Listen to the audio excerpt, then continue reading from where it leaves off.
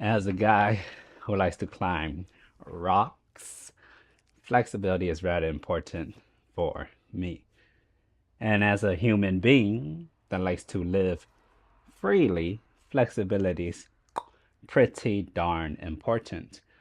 Let's go over what I consider to be the most important forms of flexibility and sum it all up within 5 simple stretches. Let's play ball. Long ago, we used to have the ability to raise the arms up above our head. At some point in time, because we get older, we stop and we live down here instead of up here. Consequently, due to the laws of if you don't use it, you lose it, our shoulder mobility for the common person is pretty darn bad.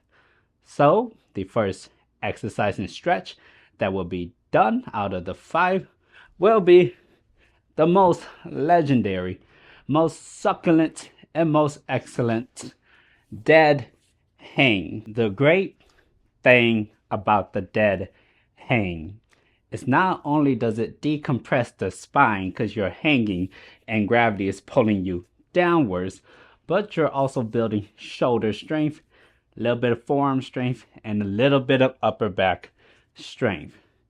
Now, a very common error when you're doing the dead hang is the vast majority of human beings will hang with the bar in front of their body. The only reason why that's a particular problem is because we want to have the ability to raise the arms up and behind our body, not just simply allowing it to be in front of our bodies. And so, thus, when it comes to the dead hang, it's quite important that we hang while actively squeezing our backs together. In order to activate this active back squeezation, I want you to imagine shoulders in front and then squeeze it backwards by pinching the elbows backwards. Here you can see my elbows are in front. I pull it back and my upper back is engaged. From here, I'm gonna lift my arms up, and that's the exact position and the exact sensation we want when we're doing the dead hang in an active manner. So if we're to run it down, dead hanging like this, not good. We want to be behind our body like this, but we also want it to be active. So we're squeezing our shoulder blades together like so. Of course, when it comes to the dead hang, it's not all black and white. And it's not here to say that squeezing and being active is the best way, nor is it to say that hanging it with the arms in front of your body is the worst way. It is simply to say you should train for the range of motion you want by getting strong in that range of motion. A fun variant for you to try is the one-arm dead hang, and it can be done with your feet on the ground. Simply hold it with one arm like so, and remember, we want it to be directly above our head or even slightly behind it. With that happening, you can fully push the shoulder blade up and high, and from here, add a little bit of a slack in your body, and it'll really hit your lats and your back in this stretching fashion, like you're leaning into it, prying your side open. Keep in mind again, your feet are in contact with the ground. Next stretch, it will have to be the wrist. The 2 specific stretch I'm talking about, and they're pretty complementary for each other, is simply the ability to put some pressure on your wrists with your forearms facing this direction, and on your wrist this way to stretch out the extensors. As we get a little bit older, we tend to lose the ability to absorb shock like so. And if we ever slip or bust our stuff or hold something particularly bad, the wrists tend to suffer pretty harshly. So let's go over how to perform this wrist stretch. First, you're gonna need a floor. Find one. From here, I recommend you stretch one arm at a time. Therefore, your shoulders aren't competing for space with each other. What I mean is, while I am stretching both of them at the same time here, if I try to twist, it's kind of hard, like a straitjacket feeling. But if I eliminate one arm, all of a sudden, it's just a lot easier for me to focus on one arm stretch of the wrist with a lot more freedom of motion and comfortability. But you do you, boo. Now, when it comes to this wrist stretch, we're going to take the hand and turn it upside down, placing it against the floor. The triceps are going to engage to keep that elbow completely straight. Don't be passive and lean into it. We want to be nice and tall. Actively push into the floor so that your tricep stays engaged and the muscles are active. From here, you don't want to apply pressure into the heel of the hand. Doing so will not allow that great of a stretch. Instead, where we want to apply pressure is right here on the knuckles. By applying pressure into the knuckles of the hands, that's going to apply a more tensioning pulling action, and you will feel it immediately more. Now, to make it easier, you're going to shift the pressure to the heel where there's less, tension. And to make it harder, you do the exact opposite and you drag it forward like so. When you're doing this stretch, the cue that you're going to use is try to dig the earth up. By trying to dig the earth upwards, you're going to apply tension throughout the arm. In combination with you pushing down and digging up, you're going to build great strength and integrity in this position, so long as you don't get lazy. Now, the opposite stretch of this is simply taking your hand, turning it around, and folding it on itself. I'm going to switch to my other arm to demonstrate. Now, the exact same principles apply. Don't get lazy and sag.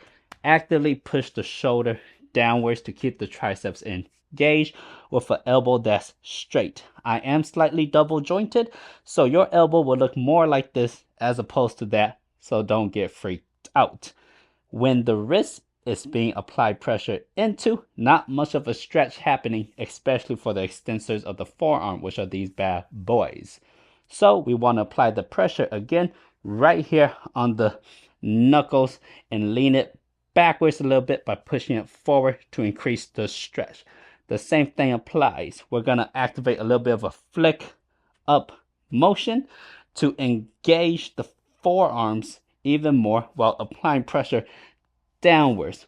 That way we could build strength in this isometric position and have it translate to actually being able to do it without any resistance on it at all. Now, you notice throughout the whole time I was doing that, I was seated on the floor, sitting on the flat of my feet.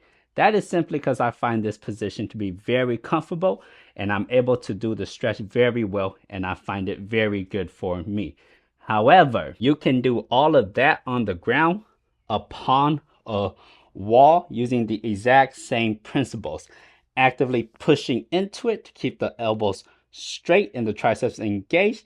The hand, flick it up and out to keep it nice and engaged, and the weight is into the knuckles. To make it harder, raise it up, make it easier, into the wrist, and the exact same principle applies for the other side of the hand. You could also do it on a stack of smut by stretching it in the exact same manner. This way you don't have to go down as low, and if you don't have a wall next to you, you're still able to stretch your wrist no matter what using the assistance of gravity. Is quite fantastic. I tell you what, if you focus on those two stretches for the upper body, you'll be pretty much solid in terms of upper body mobility. 90% cover. Let's move on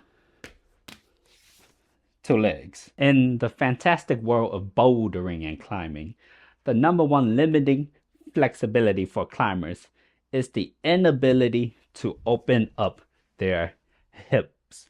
For the average human being that works a normal job, the inability to touch the ground and the constant sensation of tight hips will labor you. Let's address on how to open the legs first. Now, I am biased in this stretch I'm about to proclaim, and that stretch will be known as the pancake. Properly done, the legs are completely straight with quads engaged Toes pulled back or pointed, actively your choice. We are going to go forwards, not down, until the belly button makes contact with the floor. That is the pancake, and it's phenomenal for the ability to open up them legs. Let's go into some progressions. My favorite progression, or a way to assist the pancake, is the use of any blanket or pillow stacked up against a wall. Doesn't need to be a wall, but the wall does bring a little bit of stability for the assistance. With that, using your big booty cheeks, you're gonna sit on it. Now that you're a little bit higher, gravity is gonna help assist you more with the stretch. You will also find it infinitely easier to spread your legs, and going downward will be infinitely more easier, and you are free to use your hands to control the intensity. That would be the number one progression I recommend everyone do when trying to do the pancake and you're suffering on doing the pancake. Now, though the pancake is oftenly looked at as a straight downward motion, I highly recommend you don't neglect the sides. By increasing your ability to go down on the side, which would like to say is a lot less painful and a lot more doable than going straight down the line, it'll help your capabilities to go straight down the line. It's rather important to note that when you're doing your stretches for the pancake, that the motion, and I already said this once, it's a forward moving action and it's never a downward going motion. We want to go forwards because that keeps the leg and all the muscles nice and lengthened, and that also helps the spine be in nice proper alignment, if that made sense. Now let's go into the world standard of if you're flexible or not, aka can you touch the ground with your legs completely straight, relatively together, and with a nice hinge of the hips. I am going to start with the ground variant simply because I prefer to stretch it out on the ground. I am indeed biased. With the legs completely straight. Toes can be pointed, it'll be easier. Toes pulled backwards will make it a little bit harder. The stretch will be a little bit more intense for the calf muscles. Legs completely straight by flexing the quads. And just like with the pancake, it's never a downward motion. It's a forward motion. However, by simply going forward and holding, it totally sucks. I specifically hate this stretch the most. And to help my monkey brain make it more feasible and applicable, here's what I have concocted. I have decided to turn this into a game of reps. Those reps go something like, I could go to the right, I can go to the left, and I can go straight forwards. Not only that, I could take my elbows and touch my knee. I can take my elbow and touch my knee. All I'm doing is making this really annoying stretch to hold into more of a game inside my head.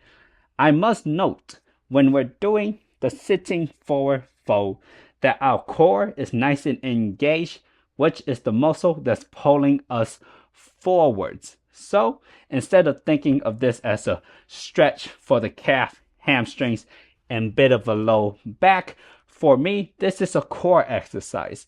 Perhaps I shall demonstrate what I mean. I'll go 1, 2, 3. Notice how I'm not going downwards. I'm always trying to go forwards, like so. And then I could change my leverages by pulling out that way. And if I need assistance, I could brace myself on the ground and then twist this direction. That right there tremendously helps me when it comes to this awful stretch. Not to mention, this stretch has this very special property known as legs in front of your body. So you can grab it to actively assist you going forwards. Remember, we don't necessarily want to pull down, but I will take my hands and pull backwards to allow my body to move forwards. Now, if you're having trouble with this particular stretch, by sitting yourself flush against a wall, that should help. But also, just like with the pancake, by placing something up against a wall and then sitting upon it with your legs nice straight, core engaged, toes pulled back or forwards actively, it will be much easier to do this stretch. And feel free to play the games of doing reps instead of just holds. If that helps you, it definitely helps me. Let's stand up. The variance for this stretch when you're in the standing position will go something as follows. First off, our legs will be relatively close together with the toes pointed slightly outwards. With the toes slightly pointed outwards, that's going to make our hips feel a lot more comfortable as opposed to the legs being directly forward. So a little bit more out, a little bit more neutral position for the hips and the femur to sit as you stretch. From here, you can obviously do the normal going straight down, or you could do going to the right, going to the left. You can also cross your legs, go down, switch legs, go down. As we're going down, I want you to remember it's always a engagement of the core like you're doing a crunch. And though I may say go down, what I really mean is to go forwards into the earth, not necessarily to go down into the knees. A fun little trick I picked up a couple eons ago is if you start in an egg position with your arms holding the back of your legs or your legs, and you simply pop the legs backwards, it's easier to get into the standing forward fold and maintain a low position. For example, here I'm focusing on tucking in my chin, grabbing, maintain. That's a lot easier to get into as opposed to starting up here, going down and then maintaining. So what I like to do sometimes when I'm stretching is I'll grab here and I'll perform reps going down and up and down. Notice for this stretch, since I despise it so much, I turn it into reps more so than I do holds. The last stretch we will go over is the stretch to help elongate not only the quadriceps or the thigh muscle, but the hips as well. And it will be broken down to a couple stages, 1 and 2, but the final end product does look a little something like this. There we go. Let's play. The first order of action is to get comfortable sitting on the flats of your feet with a tall spine. If you find that increasingly difficult, you're using a blanket. I recommend your blanket be a lot more thicker than this. Fold it up and wrap it right where your ankles meet the floor. Doing so will alleviate a lot of pressure and make this position feel infinitely easier. Once you are comfortable in this position, partner, you can then start to focus on sitting in that position while you're on your toes. This position is actually a little bit less stress on the quads because they're not as low. But what it is good for is it's going to help build up some toe extension capabilities, which is pretty important if you want to be able to fall backwards in that position.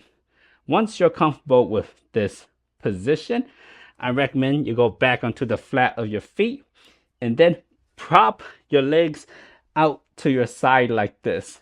You're going to feel an immediate stretching going on through your knees. And just like when you were on the flat of your feet, if this position is absolutely horrendous with you, using that nice bunchity O blanket, slide it right between your ankles And now it feels infinitely easier to hold. Once we are comfortable with these 3 sitting positions, we're going to start with our butt and flat of our feet on the ground, for this will be the easiest variant to leaning backwards. But instead of just straight on falling backwards immediately, we're going to build it up by adding a little bit of a twist to the right and a twist to the left. And doing so, you're going to start to experience the stretching sensation going on through your quads, depending on which side you lean upon. You may experience a great amount of force going through your knees, and if that is the case, you will find some relief if you simply change how you sit on your knees while you're doing the leaning to the side. I recommend you don't push it and you experiment with the one that tends to feel the best. Just a heads up, sitting on the flat of your feet is infinitely easier on your knees when you do this side to side action, as opposed to being on the flat of your feet and your butt. This right here will put the most amount of torque through your knees, so your knees are not optimal. Don't start with this one, start with this one.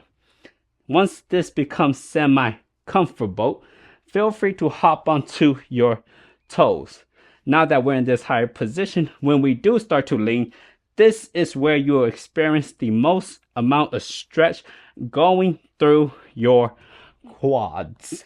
Once this is a comfortable position, we're gonna have to bust it right back down to our butt and the flat of our feet. But if your knees are really killing ya, using a blanket or towel, you can place it directly beneath your ankles and it'll help alleviate the pressure. From here, we're now gonna 100% try to lean backwards into the ground. Now I do understand that it can be a bit scary for some, so feel free to put a blanket or a lot of pillows on your back and push it right up to your low back so that you could feel the support immediately as you roll down. Don't place it far enough away so that you catch it. Let you know that the pillows know it's got your back, literally. With your hands to your side, you're gonna slowly lean down until you're on your elbows, until you're ultimately on your back. Now, obviously, you can't go all the way down if you have support, so put that to the side when you become a big boy. Now that you're leaning all the way on the ground, congratulations. But stretching is about being active. So we're not just gonna lay down here. We're gonna squeeze our glutes up a little bit to extend the hips through like that. That right there will put a tremendous amount of tension through the quads and you'll feel the stretch even more. And just like how with stretching our wrists, we were trying to flick up the earth, when we're stretching our quads with our legs, we're trying to kick up the earth. In doing so, as we press the hips up and try to kick the legs into the earth, you notice how I elevate. That right there is only strengthening my quads, also along with stretching them. Quite phenomenal. But that right there was the easiest variant of laying all the way back down on the ground. To bring it up one smidge harder, simply sit on your feet and then repeat the whole action again. Now that your feet is actively pushing your hips up a little bit higher, the stretch in your quads become a tad bit greater. Same principle applies by actively pushing your hips up by squeezing the glutes and taking the flat of your feet and pushing them down to the earth. You elevate yourself and you start to stretch and build strength. Now, finally, when we're onto our toes, this right here is going to put the greatest amount of stretch in the quads when we go down because we're nice and elevated. As you can see, the hips are already off of the ground. From here, you want to squeeze up with your feet push them down into the earth, and you got this squeezing action going on, and the stretch is immense. However, we could take it one notch further. Throughout all of those stretches, my legs have been slightly open. If we want to intensify the stretch for any of those variants, we simply bring our legs together through the stretch. Doing so is going to force our quads to really explode like a balloon, making the stretch that much more intense. Allow me to demonstrate. From here, my legs are relatively normal, going down, and then I'll bring them together, and that is intense. Whew. To sum it up, whether you want to get better at climbing or you want to get better at living, the 5 stretches to focus on, if you could only focus on 5, would be the dead hang. After the dead hang, but doesn't have to be after, it's just stretching out your wrists. After that, for the legs, we have the legendary pancake. With the legs closed, we have a sitting forward fold, but can very easily transform into a standing forward fold. After which, we could sit on our toes or knees and lean all the way backwards to stretch out the quadriceps. Now, if you like what you saw there, and I hope you did, I recommend you like, comment, and subscribe. It lets me know I've done a good job. And I put out content like this more or less all the time. Now you know.